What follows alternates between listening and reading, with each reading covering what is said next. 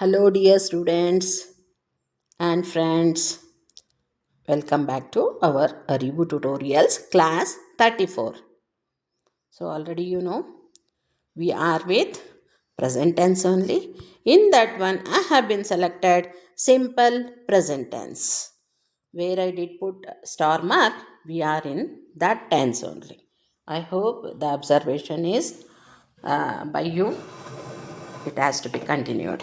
Okay, always you have to observe what are the things I have been showing through the slides. So today I am taking you people to the negative sentence. In that simple present tense, I am taking you people to the negative sentence where we can use not, no and never or never. Clear? So already I have been taught in your last class with I, you, we, they. We use original form of verb like come, go, eat, sleep, drink, like that. So with he, she, and it, we use original form of verb plus s form and es. But when we come to the negative sentence, do not we have to use.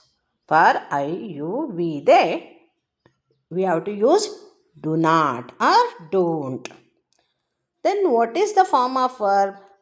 Original form of verb we have to add. ಅಂದರೆ ಈಗಾಗಲೇ ನಾನು ನಿಮಗೆ ಹೇಳ್ಕೊಟ್ಟಿದ್ದೀನಿ simple present ಟೆನ್ಸಲ್ಲಿ positive sentence ಮಾಡಬೇಕಾದ್ರೆ I you we and they ಜೊತೆಗೆ original form of verb ಹಾಕಬೇಕು ಅಂತ.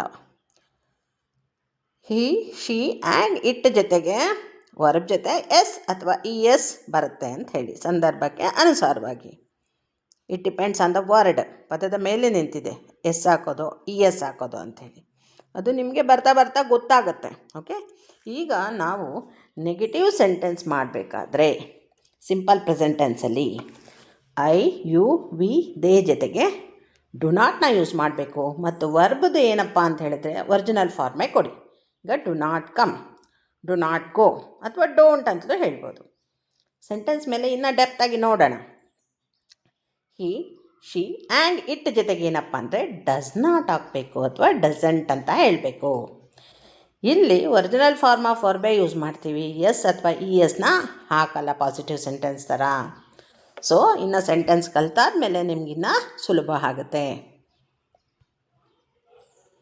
ಈಗ ಸೆಂಟೆನ್ಸ್ ಮೇಲೆ ಹೋಗೋಣ. ನೋಡಿ, ಐ ಮತ್ತು ಯುನ ಹಾಕಿ ನಾನಿಲ್ಲಿ ಸೆಂಟೆನ್ಸ್ ಫ್ರೇಮ್ ಮಾಡಿದ್ದೀನಿ. I do not go to temple every day. ಈಗಾಗಲೇ ನಿಮಗೆ ಗೊತ್ತಿದೆ ಸಿಂಪಲ್ ಪ್ರೆಸೆಂಟ್ ಟೆನ್ಸ್ ಅಂದರೆ ಯಾವಾಗಲೂ ನಡೆಯೋ ಅಂಥದ್ದಕ್ಕೆ ಹೇಳೋದು. ಅದು ಪಾಸಿಟಿವಲ್ಲಿರ್ಬೋದು, ನೆಗೆಟಿವಲ್ಲಿರ್ಬೋದು, ಇಂಟರಾಗೇಟಿವಲ್ಲಿರ್ಬೋದು. ಆದರೆ ಸಂದರ್ಭ ಯಾವ ಥರದ್ದು ಅಂತ ಹೇಳಿದ್ರೆ ಯಾವಾಗಲೂ ನಡೆಯೋ ಅಂಥದ್ದಕ್ಕೆ ಹೇಳೋದು. ಅದು ನಿಮಗೆ ಗೊತ್ತಿದೆ, ಆಲ್ರೆಡಿ ಅರ್ಥ ಮಾಡಿಸಿದ್ದೀನಿ.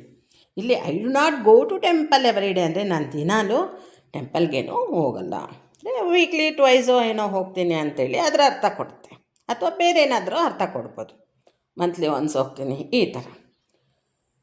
Second one, I do not by vegetables from local market. ನಾನು ಇತ್ತೀಚೆಗೆ ವೆಜಿಟೇಬಲ್ಸ್ನ ಈ ಸಣ್ಣ ಪುಟ್ಟ ಲೋಕಲ್ ಮಾರ್ಕೆಟಲ್ಲಿ ನಾನು ತಗೋತಾ ಇಲ್ಲ, ಆರ್ಗ್ಯಾನಿಕ್ ಫಾರ್ಮ್ಗೆ ಹೋಗ್ತೀನಿ ಅಂತ ಅದರ ಇಂಟೆನ್ಷನ್ನು. ಅಥವಾ ಯಾವುದಾದ್ರೂ ಮಾರ್ಟ್ಗಳಿಗೆ ಮಾಲ್ಗಳಿಗೆ ಹೋಗಿ ತಗೋತೀನಿ ಅಂತ ಅರ್ಥ. ಕೆಲವರು ಮಾತಾಡ್ತಾ ಇರ್ತಾರೆ ಈ ಥರ, ಹಾಗಾಗಿ ಅದನ್ನೇ ಯೂಸ್ ಮಾಡಿದ್ದೀನಿ. ಇಲ್ಲಿ ನೋಡಿ, ಒಂದೇ ಒಂದು ಸೆಂಟೆನ್ಸ್ಗೆ ನೋ ಹಾಕಿನೂ ಹೇಳ್ಕೊಟ್ಟಿದ್ದೀನಿ. ಇಲ್ಲಿ 2 ಸೆಂಟೆನ್ಸ್ಗೆ ಅದೇನಂತ ಹೇಳಿದರೆ ನೋ ಯಾವಾಗ ಯೂಸ್ ಮಾಡ್ಬೋದು ಅಂದರೆ, ಈಗ ಯಾರಾದರೂ ನಮ್ಮನ್ನು ಕೇಳಿದಾಗ ನಾರ್ತ್ ಸೈಡ್ ಡಿಶಸ್ಸು ನೀನು ಕುಕ್ ಮಾಡ್ತೀಯಾ ಅಂತ, ಡೈರೆಕ್ಟಾಗಿ I do not cook north side dishes ಅಂತ ಹೇಳೋ ಬದಲು ಇಲ್ಲಿ ನೋ ಅಂತ ಹೇಳಿ, no I do not cook north side dishes every day. ದಿನ ಏನು ನಾನು ನಾರ್ತ್ ಸೈಡ್ ಡಿಶಸ್ನೇನು ಪ್ರಿಪೇರ್ ಮಾಡಲ್ಲ ಅಂತ ಆನ್ಸರ್ ಕೊಡುತ್ತಾರೆ. ಅಂದರೆ ಇಲ್ಲ ಅಂದ್ಬಿಟ್ಟು ನಾವು ಮುಂದೆ ಸೆಂಟೆನ್ಸ್ ಹೇಳ್ತೀವಲ್ಲ, ಅದೇ ಥರನೇ ಇಲ್ಲೂ ಸಹ ಹೇಳ್ಬೋದು. Next, you do not meet him always at park. ಪಾರ್ಕಲ್ಲಿ ಅವನ್ನ ನೀನೇನು ಯಾವಾಗಲೂ ಏನು ಮೀಟ್ ಆಗಲ್ಲ. ಅಂದರೆ ಯಾವಾಗೋ ಒಂದು ಸಲ ಮೀಟ್ ಆಗ್ತೀವಿ ಅಥವಾ ಸಿಗೋದೇ ಇಲ್ವೋ, ಈ ಥರ ಅದರ ಒಳ ಅರ್ಥನ ನಾವು ಅರ್ಥ ಮಾಡ್ಕೋಬೋದು. Fifth one, you do not have oil food. ಈಗ ಕೆಲವರು ಆಯಿಲ್ ಫುಡ್ನ ಅವಾಯ್ಡ್ ಮಾಡ್ತಾರೆ. ಅದು ನಿಮಗೆ ಗೊತ್ತಿರುತ್ತೆ, ನಿಮ್ಮ ಮನೆಗಳಲ್ಲಿ ನೋಡಿರ್ತೀರ, ಮೆಂಬರ್ಸ್ ಮಧ್ಯದಲ್ಲಿ ಅಥವಾ ನಿಮ್ಮ ನೇಬರ್ಸು ಇರ್ಬೋದು, ನಿಮ್ಮ ಫ್ರೆಂಡ್ ಸರ್ಕಲಲ್ಲಿ ಇರ್ಬೋದು, ಕರೆಕ್ಟ್ ಅಲ್ವಾ? ಸೊ ನೀನು ಆಯಿಲ್ ಫುಡ್ನ ಯಾವಾಗಲೂ ತೊಗೊಳ್ಳಲ್ಲ ಅಂತ ಅರ್ಥ ಕೊಡುತ್ತೆ. ಇಲ್ಲಿ ನಾವು ಆಲ್ವೇಸ್ ಅಂತ ಹಾಕ್ದಿದ್ರು ಏನು ಅರ್ಥ ಕೊಡುತ್ತೆ, ಯಾವಾಗಲೂ ಅವರು ಆಯಿಲ್ ಫುಡ್ನ ತೊಗೊಳ್ಳಲ್ಲ ಅಂಥೇಳಿ ತೋರಿಸುತ್ತೆ ಜಾಸ್ತಿ. ನೆಕ್ಸ್ಟ್ 6th ಒನ್, ಇಲ್ಲೂ ಸಹ ನೋ ಹಾಕಿ ಹೇಳ್ಕೊಟ್ಟಿದ್ದೀನಿ. No you do not think about money while spending for good products. ಇಲ್ಲಿ ನಾವು ಯಾರಿಗೋ ಹೇಳೋದು, ನೀನೇನಾದರೂ ಗುಡ್ ಪ್ರಾಡಕ್ಟ್ಸ್ನ ತಗೋಬೇಕಾದ್ರೆ ನೀನು ಯಾವಾಗಲೂ ಮನಿ ಬಗ್ಗೆ ಚಿಂತೆ ಮಾಡಲ್ಲ, ಎಷ್ಟು ಬೇಕಾದರೂ ಇಡ್ತೀಯ ಒಳ್ಳೆ ಪ್ರಾಡಕ್ಟ್ ಸಿಗೋದಿದ್ರೆ, ಅದು ನಮಗೆ ಗೊತ್ತಿದೆ ಅನ್ನೋ ಥರ ತೋರಿಸುತ್ತೆ. ಐ ಹೋಪ್ ಅರ್ಥ ಆಗಿದೆ ಅನಿಸುತ್ತೆ. ಐ ಮತ್ತು ಯು ಜೊತೆ ಡು ನಾಟ್ ಹಾಕಿ ಅಥವಾ ಅದನ್ನು ಡೋಂಟ್ ಅಂತಲೂ ಯೂಸ್ ಮಾಡ್ಬೋದು, ಬ್ರ್ಯಾಕೆಟಲ್ಲಿ ಕೊಟ್ಟಿದ್ದೀನಿ ನೋಡಿ. ನೆಕ್ಸ್ಟ್ ವಿ ಆ್ಯಂಡ್ ದೇ, ಇದ್ರ ಜೊತೆಗೆ ಯಾವ ಥರ ಅಂತ ನೋಡೋಣ. ಇದು ಅಷ್ಟೇ, ಡು ನಾಟ್ ಅಥವಾ ಡೋಂಟ್ ಅಂತೇಳಿ ಯೂಸ್ ಮಾಡ್ಬೋದು. First, V do not practice drama every day, only at weekends. ನಾವು ಯಾವಾಗಲೂ ಡ್ರಾಮಾನ ಪ್ರತಿ ದಿವಸ ಏನು ಪ್ರಾಕ್ಟೀಸ್ ಮಾಡಲ್ಲ, ಏನಿದ್ರು ವಾರದ ಕೊನೆಯಲ್ಲಿ ಪ್ರಾಕ್ಟೀಸ್ ಮಾಡ್ತೀವಿ ಅನ್ನೋ ಅರ್ಥ ಕೊಡುತ್ತೆ. We do not sleep before 10:30 PM or we never sleep before 10:30 PM. ಇಲ್ಲಿ ನೆವರು ಹಾಕಿ ತೋರಿಸಿದ್ದೀನಿ, ಡು ನಾಟ್ ಹಾಕಿನೂ ತೋರಿಸಿದ್ದೀನಿ. ಅಂದರೆ ಯಾರಾದರೂ ಕೇಳಿದ್ರೆ 10:00 ಮುಂಚೆನೇ ಮಲಗಿಬಿಡ್ತೀರಾ ಅಥವಾ ಬೇಗ ಮಲಗ್ತೀರಾ ಅಥವಾ 9:00 ಮಲಗ್ತೀರಾ ಅಂದಾಗ ನಾವು ಹೇಳ್ಬೋದು, no we do not sleep before 10:30 PM. 10:30 PM ಮುಂಚೆನೇ ನಾವು ಮಲಗಿದ್ದೇ ಇಲ್ಲ, ಮಲಗೋದೂ ಇಲ್ಲ ಅಂತ ಹೇಳ್ಬೋದು. ಅಥವಾ V never sleep before 10:30 PM ಅಂತ ಹೇಳ್ಬೋದು. ಸೇಮ್ ಮೀನಿಂಗ್ನ ಕೊಡುತ್ತೆ. Next, they do not eat junk food more because of health conscious. ಅವರು ಜಂಕ್ ಫುಡ್ನ ಜಾಸ್ತಿ ತೊಗೊಳ್ಳಲ್ಲಪ್ಪ, ಯಾವಾಗೋ ಒಮ್ಮೆ ವಿಧಿ ಇಲ್ದಿದ್ರೆ ತೊಗೋತಾರೆ, ಇಲ್ದಿದ್ರೆ ಅವರು ಜಾಸ್ತಿ ಜಂಕ್ ಫುಡ್ನ ಮುಟ್ಟಲ್ಲ. ಏನಕ್ಕೆ ಅಥವಾ ಏಕೆಂದರೆ ಅಂದರೆ ಹೆಲ್ತ್ ಕಾನ್ಷಿಯಸ್ ಜಾಸ್ತಿ, ಆರೋಗ್ಯದ ಬಗ್ಗೆ ಕಾಳಜಿ ಜಾಸ್ತಿ, ಅದಕ್ಕೆ ಅಂತ ಅರ್ಥ ಕೊಡುತ್ತೆ. 4th one, they do not teach French every week twice, they teach English. ಅವರು 2 ಸಲ ಹೇಳ್ಕೊಡ್ತಾರೆ ವಾರಕ್ಕೆ ಫ್ರೆಂಚು ಅಂದರೆ, ಇಲ್ಲ ಫ್ರೆಂಚೇನು ಅವರೇನು ವಾರಕ್ಕೆ 2 ಸಲ ಹೇಳ್ಕೊಡ್ತಿಲ್ಲ, ಆದರೆ ಇಂಗ್ಲೀಷ್ ಹೇಳ್ಕೊಡ್ತಾ ಇರೋದು ಅವರು ಅನ್ನೋದು ಅರ್ಥ ಕೊಡುತ್ತೆ. ಈ ಥರ ಯಾವಾಗಲೂ ನಡೆಯೋದಕ್ಕೆ ನೀವು ಈ ಚೇಂಜಸ್ನ ಮಾಡಿ ಹಾಕಿದ್ರೆ ನಿಮ್ಮ ಜೊತೆ ಮಾತಾಡ್ತಿರೋರಿಗೆ ಗೊತ್ತಾಗುತ್ತೆ, ಇದು ಯಾವಾಗಲೂ ನಡೆಯೋ ಅಂಥದ್ದನ್ನು ಇವರು ಹೇಳ್ತಾ ಇದ್ದಾರೆ ಅಂಥೇಳಿ.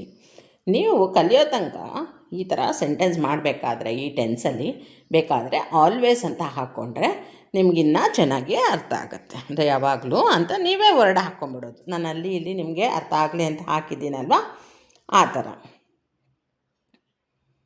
Next, he, she, and, it ಜೊತೆಗೆ ಯಾವ ಥರ ಸೆಂಟೆನ್ಸ್ ಫ್ರೇಮ್ ಮಾಡಬೇಕಂತ ಹೇಳ್ಕೊಡ್ತೀನಿ. ಇಲ್ಲಿ ನಾವು ಡಸ್ ನಾಟ್ ಹಾಕ್ಬೋದು ಅಥವಾ ಅದನ್ನು ಡಸಂಟ್ ಅಂತ ಹೇಳ್ತೀವಿ. Clear? Yes. First one, he does not go to gym every day to maintain body muscles. ಅವನು ಬಾಡಿ ಮಸಲ್ಸ್ ಚೆನ್ನಾಗಿ ಮೇಂಟೈನ್ ಮಾಡಿದಾರಲ್ವ ನಮ್ಮ ಫ್ರೆಂಡ್ಸು, ಇನ್ನು ದಿನ ಹೋಗ್ತಾರಾ ಅಂತ ಯಾರಾದರೂ ಕೇಳಿದಾಗ ಆಗ ನಾವು ಹೇಳ್ಬೋದು, he does not go to gym every day. ಅವನೇನು ಪ್ರತಿದಿನ ಏನು ಹೋಗಲ್ಲ, ಯಾವಾಗಾದರೂ ಒಂದೊಂದು ಸಲ ಅಥವಾ ವಾರಕ್ಕೊಂದು ಸಲ ಅಥವಾ ತಿಂಗಳಿಗೆ 2-3 ಸಲ ಹೋಗ್ತಾನೆ, ಮಿಕ್ಕಿದ್ದವಾಗ ಮನೆಯಲ್ಲೇ ಅವನು ಪ್ರಾಕ್ಟೀಸ್ ಮಾಡ್ತಾನೆ, ಅಂದರೆ ಎಕ್ಸಸೈಸ್ ಮಾಡ್ಕೋತಾನೆ ಅಂತ ನಾವು ಬೇಕಾದರೆ ಹೇಳ್ಬೋದು.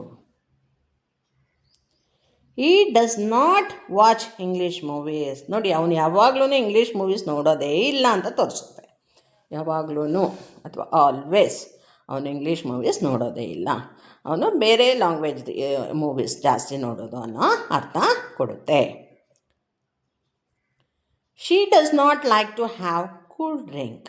ನೋಡಿ, ಅವಳು ಯಾವಾಗಲೂ ಕೂಲ್ ಡ್ರಿಂಕ್ ತೊಗೊಳ್ಳೋದೇ ಇಲ್ಲ, ಅವಳೇನಿದ್ರು ಕಾಫಿ ಟೀ ಕುಡಿತಾಳೆ, ಈ ಥರ ನಾವು ಹೇಳ್ಬೋದು. Okay. Next, she does not prepare north side dishes. ಅಂದರೆ ಅವಳು ಯಾವಾಗಲೂ ಸೌತ್ ಸೈಡ್ ಡಿಶಸ್ ಪ್ರಿಪೇರ್ ಮಾಡ್ತಾಳೆ ಅಷ್ಟೇ, ನಾರ್ತ್ ಸೈಡ್ ಡಿಶಸ್ ಅವಳು ಪ್ರಿಪೇರೇ ಮಾಡಲ್ಲ, ಅವಳಿಗೆ ಬರಲ್ಲ ಅಂತಲೋ ಅಥವಾ ಅವಳಿಗೆ ಇಂಟ್ರೆಸ್ಟ್ ಇಲ್ಲ ಅಂತಲೋ ಮಿಕ್ಕಿದ್ದು ನೀವು ಕನ್ನಡದಲ್ಲಿ ಹಾಕೋಬೋದು. ಈಗಾಗಲೇ ನಾನು ಕೆಲವೊಂದು ಸೆಂಟೆನ್ಸ್ ಫ್ರೇಮ್ ಮಾಡೋದು ಹೇಗೆ ಅಂತ ಹೇಳ್ಕೊಟ್ಟಿದ್ದೀನಿ ಡಿಫ್ರೆಂಟ್ ಟೆನ್ಸಲ್ಲಿ. ಸೊ ನೀವು ಅದನ್ನು ಸಹ ಬಳಸಿ ಇದಕ್ಕೆ ಕಂಟಿನ್ಯೂಟಿನೂ ಕೊಟ್ಕೋಬೋದು. Okay, next, it does not open during Sundays. Sundays ಅಂತ ಹಾಕ್ಬೋದು ಅಪಾಸ್ಟ್ರಫಿಯಸ್. ಅಂದರೆ ಈಗ ಯಾವುದೋ ಒಂದು ಆಫೀಸು, ಬೇರೇನೋ ಒಂದು ಶಾಪು ಇರ್ಬೋದು, ಸಂಡೇ ಓಪನ್ ಇರುತ್ತೆ ಅಂತ ಹೇಳಿದರೆ ನಾವು ಇಲ್ಲ, ಅದು ಸಂಡೇ ಯಾವಾಗಲೂ ಓಪನ್ ಇರಲ್ಲ ಅಂತ ಹೇಳಲಿಕ್ಕೆ it does not open during Sundays ಅಂತ ಹೇಳ್ಬೋದು. Okay, next, it does not walk for A long time. ಅದು ಯಾವುದೋ ಒಂದು ಪ್ರಾಣಿ ಅಂತ ಅಂದ್ಕೊಳ್ಳಿ, ವಸ್ತು ಅಂತೂ ನಡೆಯಲ್ಲ, ಅದು ನಿಮಗೆ ಗೊತ್ತಿದೆ. ಸೊ ಅದು ತುಂಬ ಲಾಂಗ್ ಟೈಮ್ವರೆಗೂ ಅದು ನಡೆಯಲ್ಲ. ಅದು ಡಾಗಿ ಇರ್ಬೋದು, ಕ್ಯಾಟ್ ಇರ್ಬೋದು, ಇನ್ನೇನಾದರೂ ಇರ್ಬೋದು ಪ್ರಾಣಿಗಳು. ಅದು ತುಂಬ ಟೈಮ್ವರೆಗೂ ಏನು ನಡೆಯಲ್ಲ, ಸ್ವಲ್ಪ ಟೈಮ್ ಆದರೆ ನಡೆಯುತ್ತೆ ಅಂಥೇಳಿ ಅರ್ಥ ಕೊಡುತ್ತೆ. ಇದು ಲಾಸ್ಟ್ ಸೆಂಟೆನ್ಸ್ದು ಅರ್ಥ. ಎಸ್,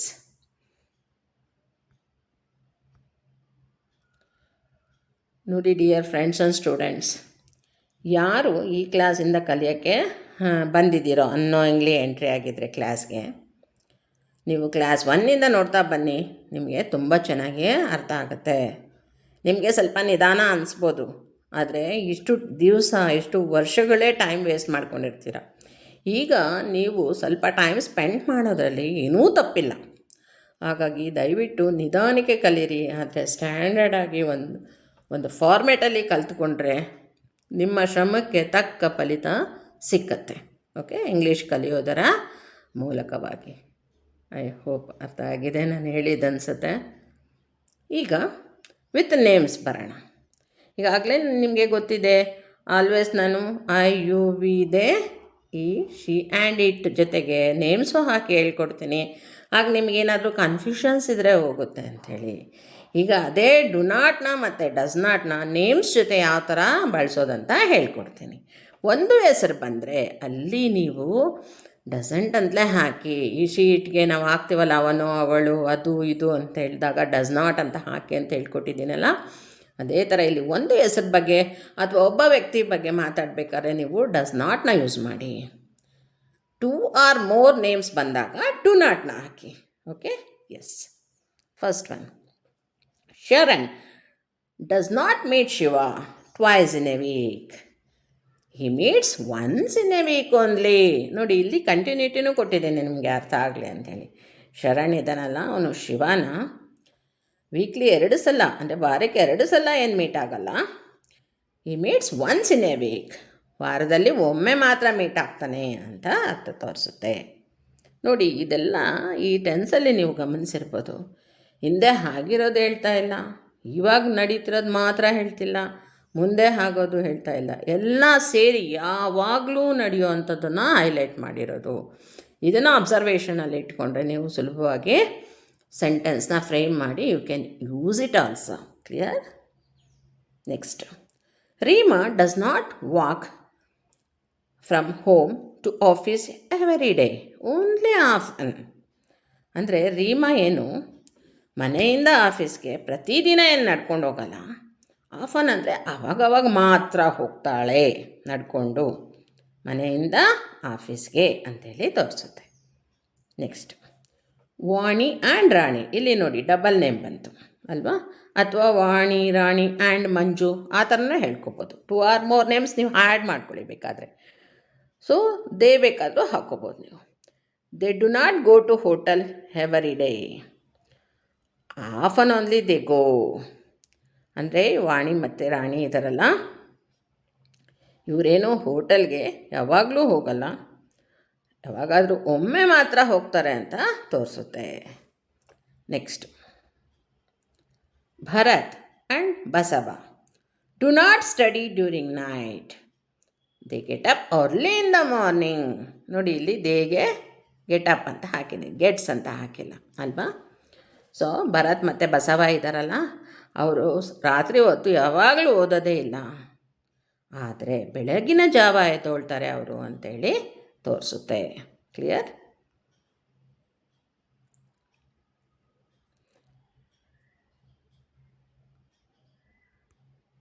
ಹೋಪ್ ಅರ್ಥ ಆಗಿದೆ ಅನಿಸುತ್ತೆ ಯಾವಾಗ ಡು ನಾಟ್ ಮತ್ತು ಡಸ್ ನಾಟ್ ಯೂಸ್ ಮಾಡಬೇಕಂತ. ಈಗ ನೆವರ್ ಅನ್ನೋ ವರ್ಡ್ ಜೊತೆ ಯಾವ ಥರ ನಾವು ಸೆಂಟೆನ್ಸ್ ಫ್ರೇಮ್ ಮಾಡ್ಬೋದು ಅಂತೇಳಿ ಹೇಳ್ಕೊಡ್ತೀನಿ. I never drink tea in my life. ನನ್ನ ಲೈಫಲ್ಲೇ ಟೀನ ಕುಡಿಯಲ್ಲ. ನಾನು ಬೇಕಾದರೆ ಕಾಫಿ ಕುಡಿತೀನಿ, ನನಗಾಗಲ್ಲ ಅನ್ನೋ ಥರ ಅದು ತೋರಿಸುತ್ತೆ. You never eat bread slice for the breakfast. Breakfast ಅಂದರೆ ನಿಮಗೆ ಗೊತ್ತಿದೆ, ಬೆಳಗಿನ ತಿಂಡಿ ಅಂಥೇಳಿ. ಸೊ ನೀನು ಯಾವಾಗಲೂ ಬ್ರೆಡ್ ಸ್ಲೈಸ್ನ ಅಂದರೆ ಬ್ರೆಡ್ಡು ತಿನ್ನೋದೇ ಇಲ್ಲ ಬ್ರೇಕ್ಫಾಸ್ಟ್ಗೆ, ಬೇರೆಯೇ ಇಷ್ಟಪಡ್ತೀಯ ತಿನ್ನಲಿಕ್ಕೆ ಅಂಥೇಳಿ ತೋರಿಸುತ್ತೆ. We never go to Pahalgam for 2 more years for tour. ಈಗಾಗಲೇ ನಿಮಗೆ ಪಹಲ್ಗಾಮ್ ಇದು ಇನ್ಸಿಡೆಂಟ್ ಬಗ್ಗೆ ಏನಾಗಿದೆ ಅಂತ ಎಲ್ರಿಗೂ ಗೊತ್ತಿದೆ ಅಂತ ಅಂದ್ಕೊಳ್ತೀನಿ. ಸೊ ಇಲ್ಲಿ ನಾವುಗಳು ಹೇಳ್ಕೊಳ್ಳೋ ಥರ ನಾವು ಏನಾದರೂ ಮಾತಾಡಬೇಕಾದ್ರೆ ಟೂರ್ಗೆ ಹೋಗೋಣ ಆ ಥರ ಈ ಥರ ಅಂಥೇಳಿ we never go to Pahalgam for 2 more years. ನಾವು ಇನ್ನೂ 2 ವರ್ಷ ಆ ಕಡೆ ಟೂರ್ಗಂತೇಳಿ ಹೋಗಲ್ಲಪ್ಪ ಅಂಥೇಳಿ ಮಾತಾಡ್ಕೊಳ್ಳೋದು. ಇಲ್ಲಿ ಮುಂದೆ ನಡೆಯೋದು ಹಾಕಿರೋದ್ರಿಂದ 2 more years ಆದಮೇಲೆ ಹೋಗ್ತೀವಿ ಅಂತ ತಾನೇ ಅದರ ಅರ್ಥ.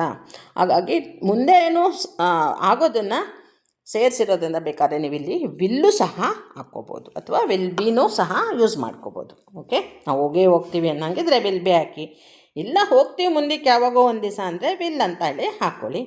ಇಲ್ಲ ಅಂದರೆ we never go to Pahalgam ಅಂಥೇಳಿನೂ ಹಾಕ್ಕೋಬೋದು. ಅಂದರೆ ಇನ್ನು ಹೋಗೋದೇ ಇಲ್ಲ ಅಂಥೇಳಿ ಸಹ ಹಾಕ್ಕೋಬೋದು. ಇಲ್ಲಿ ತನಕ ಕಟ್ ಮಾಡಿಬಿಟ್ಟು. Okay, next they never miss Kannada movie.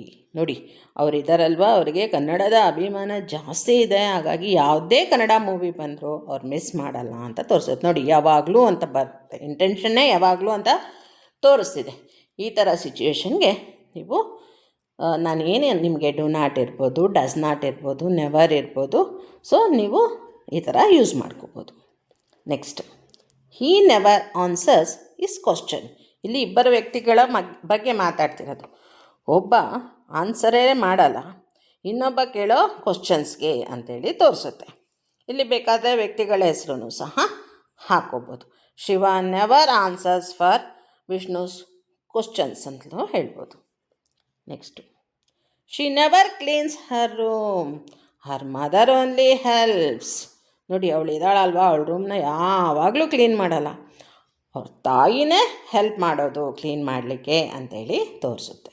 Next, ಇಟ್ಟಿಗೆ ಬಂದಾಗ ಇಲ್ಲಿ ಪ್ರಾಣಿಗಳ ಯಾವುದೇ ಹೆಸರನ್ನ ನೀವು ಬೇಕಾದರೆ ಹಾಕೋಬೋದು. ಸೊ ಇಟ್ ಅಂತ ಹಾಕಿ ಅಥವಾ ಡಾಗಿ ಅಂತ ಹಾಕಿ ಅಥವಾ ಕ್ಯಾಟ್ ಅಂತ ಹಾಕಿ. Doggy never comes out without chain. ಹೌದಲ್ವಾ, ವಿತೌಟ್ ಚೈನು ಪ್ರಾಣಿಗಳನ್ನ ಹೊರಗಡೆ ಕರ್ಕೊಂಬರಲ್ಲ ಕೆಲವರು, ಕರೆಕ್ಟ್ ಅಲ್ವಾ? ಯಾರಿಗಾದರೂ ಏನಾದರೂ ಕಚ್ಚಿಬಿಡುತ್ತೆ ಅಥವಾ ಹಾನಿ ಮಾಡುತ್ತೆ ಅಂಥೇಳಿ. ಸೊ ಅದರ ಅರ್ಥ ಕೊಡುತ್ತಿಲ್ಲಿ. ನೆಕ್ಸ್ಟು, ಈಗ ಕೇಸ್ ಬಗ್ಗೆ ಸ್ಟಡಿ ಮಾಡೋಣ. ಈಗಾಗಲೇ ನಿಮ್ಗೆ ಗೊತ್ತಿದೆ ಸಿಚುವೇಶನು. ಇನ್ನು ಸ್ವಲ್ಪ ನಾನು ಝೂಮ್ ಮಾಡ್ತೀನಿ, ನಿಮಗಿನ್ನ ಚೆನ್ನಾಗಿ ಗೊತ್ತಾಗುತ್ತೆ. ನೋಡಿ, ಇಲ್ಲಿ ಶಿಲ್ಪ ಮತ್ತು ಕಮಲಾ ಅನ್ನೋರ ಮಧ್ಯೆ ನಡೆಯುವಂಥ ಒಂದು ಕಾನ್ವರ್ಸೇಷನ್. ಯಾವಾಗಲೂ ನಾನು ಅಫಿಷಿಯಲಾಗಿ ಏನಾದರೂ ಹೇಳ್ತಾ ಇದ್ದೆ, ಕಾಲೇಜ್ ಅಪ್ಲಿಕೇಶನ್ನು ಅಥವಾ ಆಫೀಸ್ದು ಇಂಟರ್ವ್ಯೂದು ಅದು ಇದು ಅಂಥೇಳಿ. ಇವತ್ತು ಇಬ್ಬರು ಹೆಣ್ಣು ಮಕ್ಕಳು ಮಾತಾಡ್ಕೊಳ್ಳೋ ರೀತಿನ ಇಲ್ಲಿ ವಿವರಿಸಿದ್ದೀನಿ, ಶಿಲ್ಪ ಮತ್ತು ಕಮಲಾ ಅಂತೇಳಿ. Okay, first Shilpa. Get in Kamala, what's the matter ಅಂತ ಹೇಳೋದು. ಕಮಲಾ ಅನ್ನೋರು ಬರ್ತಾರೆ ಶಿಲ್ಪ ಮನೆಗೆ. ಆಗ ಶಿಲ್ಪ ಅವ್ರು ಹೇಳೋದು, ಗೆಟ್ ಇನ್, ಒಳಗೆ ಬಾ ಕಮಲಾ, ವಾಟ್ಸ್ ದ ಮ್ಯಾಟರ್, ಏನು ಸಮಾಚಾರ? ಸೊ ಕಮಲಾ ಹೇಳ್ತಾಳೆ, ನಥಿಂಗ್, ಸಿಂಪ್ಲಿ.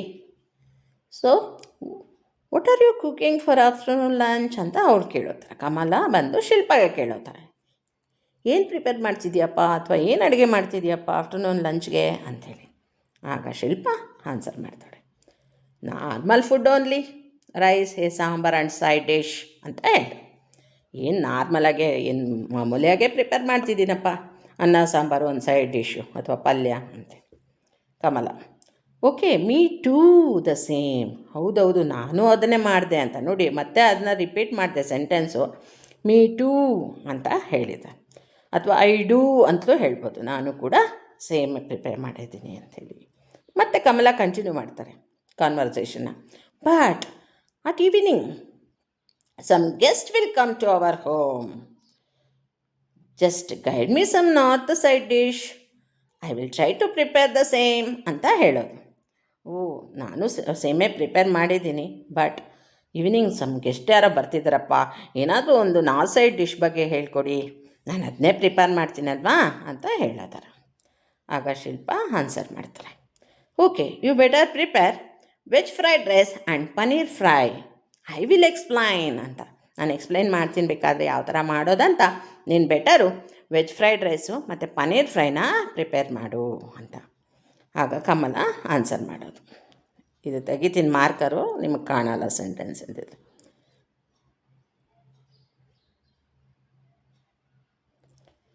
ಕಮಲ ಹೇಳೋದು, okay nice, thank you so much. If you give me the list of ingredients I will get it soon, ಅಥವಾ I will purchase it soon, ಅಥವಾ I will buy it soon ಅಂತ ಹೇಳೋದು. ಹೌದಾ, ನೀನು ಹೇಳ್ಕೊಡ್ತೀಯಾ? ತುಂಬ thanks ಪಾ. ನೀನೇನಾದರೂ ingredients list ಏನಾದರೂ ಹೇಳಿದ್ರೆ ನಾನು ಹೋಗ್ಬಿಟ್ಟು ತೊಗೊಂಬಂದ್ಬಿಡ್ತೀನಿ ಅಂತ ಹೇಳೋದು. ಶಿಲ್ಪ ಹೇಳ್ತಾಳೆ ಶ್ಯೂರ್ ಅಂತೇಳಿ. ಈ ಥರ ನೀವು ಸಿಚುಯೇಷನ್ನ ಯಾವಾಗಲಾದರೂ ಅಷ್ಟೇ ನಿಮ್ಮ ಸರೌಂಡಿಂಗಲ್ಲಿ ಏನೇ ಸಂದರ್ಭ ಬಂದರೂ ಈ ಥರ ನಾನು ಹೇಳ್ಕೊಟ್ಟಿರೋ ಎಲ್ಲ ಟೆನ್ಸ್ನ ಯೂಸ್ ಮಾಡಿಕೊಂಡು ಸೆಂಟೆನ್ಸ್ ಫ್ರೇಮ್ ಮಾಡ್ತಾ ಹೋದರೆ ನಿಮಗೆ ಬಹಳ ಸುಲಭವಾಗಿ ಇಂಗ್ಲೀಷು ಕಲಿಯೋಕ್ಕೆ ಸಾಧ್ಯ ಆಗುತ್ತೆ. ದಯವಿಟ್ಟು ಸಬ್ಸ್ಕ್ರೈಬ್ ಮಾಡ್ಕೊಳ್ಳಿ, ಶೇರ್ ಮಾಡಿ, ಲೈಕ್ ಮಾಡಿ, ನಿಮ್ಮ ಒಪಿನಿಯನ್ನ ಸಹ ತಿಳಿಸಿ. Stay tune. Thank you.